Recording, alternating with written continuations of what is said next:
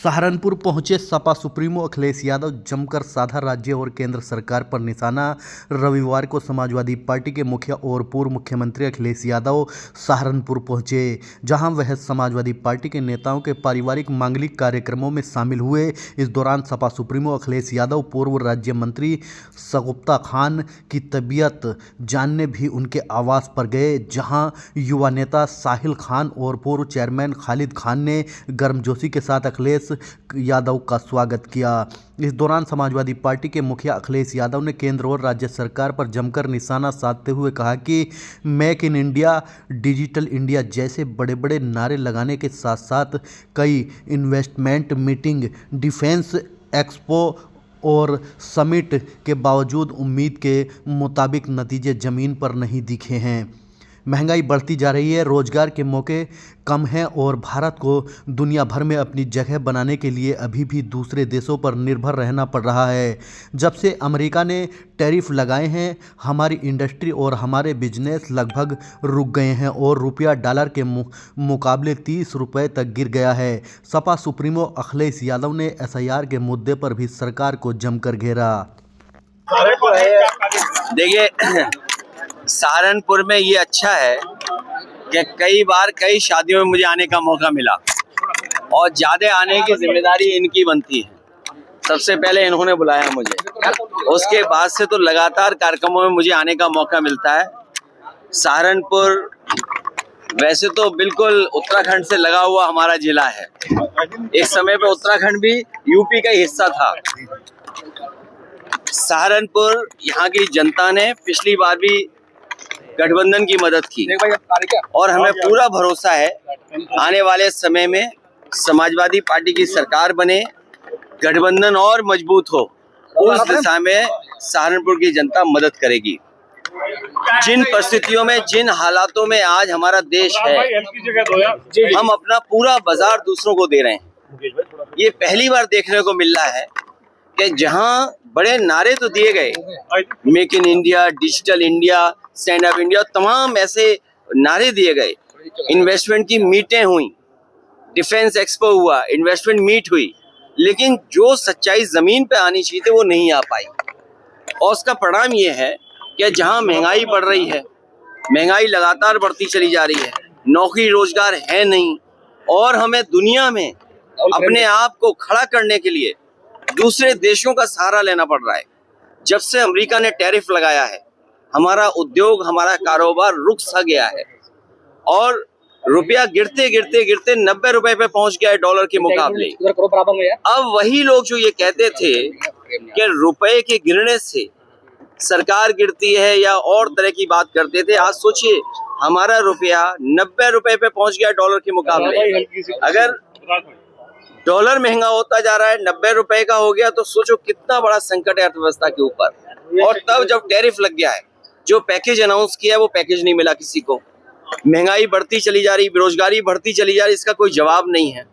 ये सरकार इमोशन से चला रहे हैं, इनके पास कोई मुद्दा नहीं है, इमोशन से सरकार चलाना चाहते हैं। इसलिए जागरूक जनता से हमारी अपील होगी, किसानों से, नौजवानों से, कि आने वाले समय में इस सरकार को हटाएं। SIR को लेकर लगातार अफरा-तफरी मची है लोग नहीं, देखिए SIR और इलेक्शन कमीशन, एक बात हम और आप सब ये जानते हैं, इलेक्शन कमीशन की जिम्मेदारी ये बनती है कि ज्यादा से ज्यादा वोट बने, ज्यादा से ज्यादा वोट पड़े।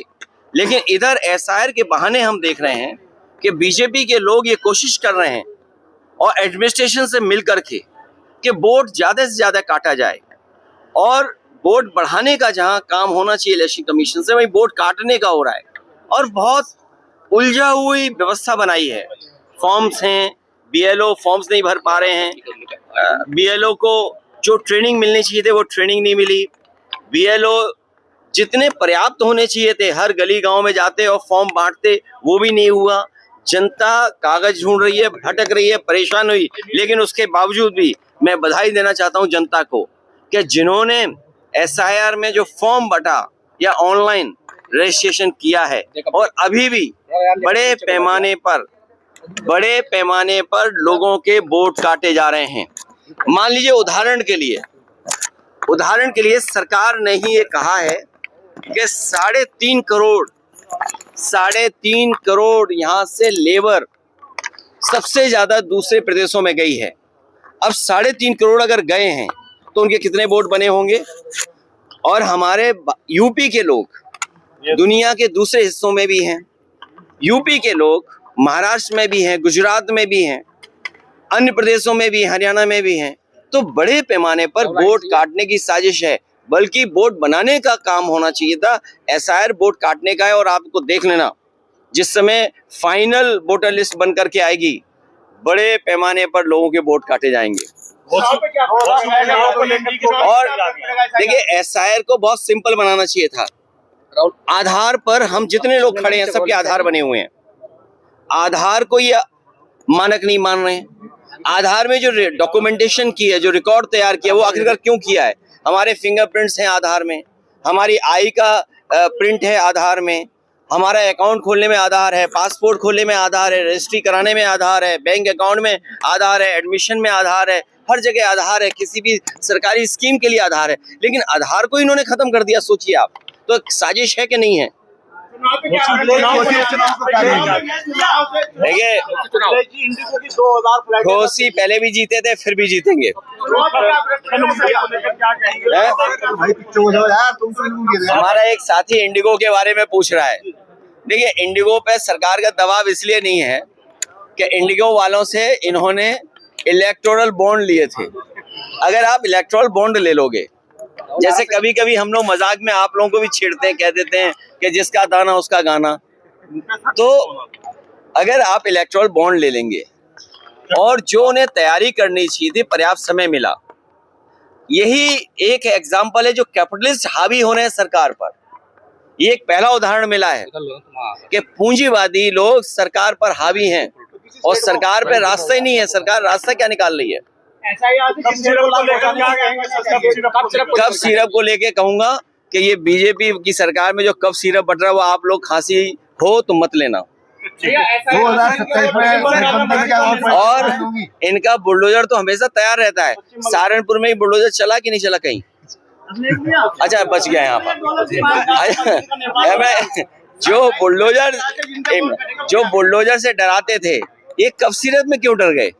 ये क्या कारण है कि इतने खुला सब कुछ जानकारी है, उसके बावजूद भी बुलडोजर नहीं चल रहा है? तो इसका मतलब ये हुआ कि सरकार की जो स्कीम है, वन डिस्ट्रिक्ट वन माफिया, और मजबूती से चल रही है। जो आरोपी हैं उनकी फोटो, जो राजनेता हैं उनके साथ, देखिए, सवाल फोटो का नहीं, सवाल फोटो के साथ साथ गाड़ियां किसके पास हैं। आजकल तो पुलिस एक दिन में 24 घंटे में सीडीआर निकलवा लेती है। सीडीआर कहाँ है? और फिर जो मुख्य आरोपी है वो खुद कह रहा है हमें बचाओ, हमें न्याय दो, तो सरकार न्याय क्यों नहीं दे रही है? नेशनल सवाल है आपसे। देखिए, ये एसआईआर, इसीलिए मैंने कहा कि एसआईआर इसलिए होना चाहिए कि वोट बने।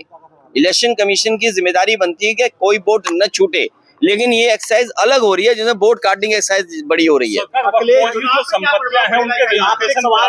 समाजवादी लोग लगातार वोट बनवा रहे हैं और बड़े पैमाने पे वोट बनाने की कोशिश करेंगे।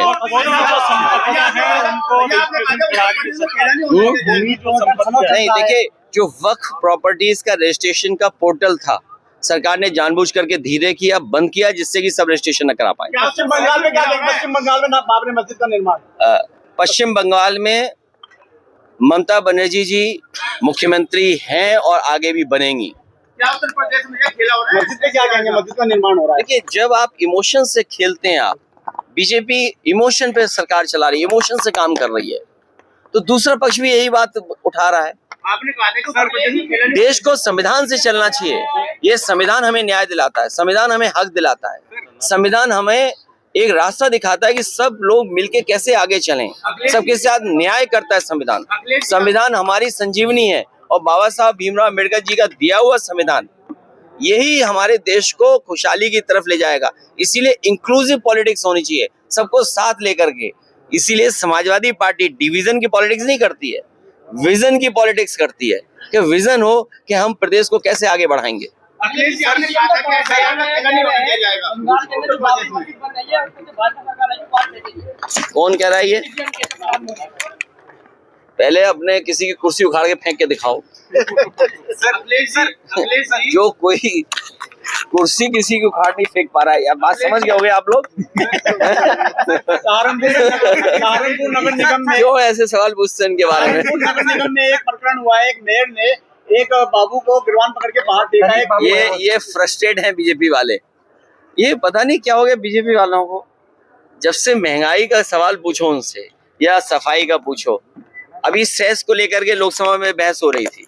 आप बताइए, सफाई पे सेस लिया इन्होंने, डीजल पेट्रोल में पैसा लिया, और जगह पे लिया, कितना स्वच्छ भारत कर दिया, स्वच्छ सहारनपुर कर दिया। विवाद मुझे नहीं पता, लेकिन इधर बीजेपी वाले उखड़े उखड़े घूम रहे हैं। सर एक क्वेश्चन, योगी आदित्यनाथ ने एक इंटरव्यू में कहा कि हम जो है अयोध्या की बात जो है सब जगह पहुंचेंगे, काशी मसला को जो है टारगेट करते हुए। अरे वो मुख्यमंत्री में जहाँ जाना चाहे जाए, उन पे हवाई जहाज हेलीकॉप्टर है, कौन रोकता है उनको? अखिलेश जी आपने कहा भाई उन्हें कौन रोकता है? आप क्या भी आ रहे होंगे अखिलेश जी आपने कहा भाई, आप क्या भी आ रहे होंगे ना, तो आप उनसे केवल ये पूछिए कि डीजल पेट्रोल महंगा क्यों है, एक बात। दूसरा, पर कैपिटल इनकम उनकी क्या है जिनको राशन दे रहे हो आप? तीसरा, ये सही है कि भारत माँ से हम सब लोग प्यार करते हैं, कोई ऐसा व्यक्ति नहीं जो भारत माँ से प्यार न करता हो।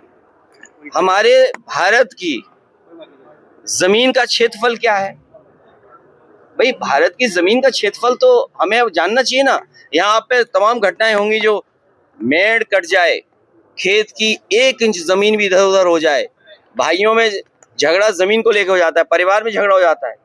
और बताओ, भारत की जमीन और भारत का क्षेत्रफल बीजेपी वाले नहीं बता पा रहे। क्यों नहीं बता पा रहे?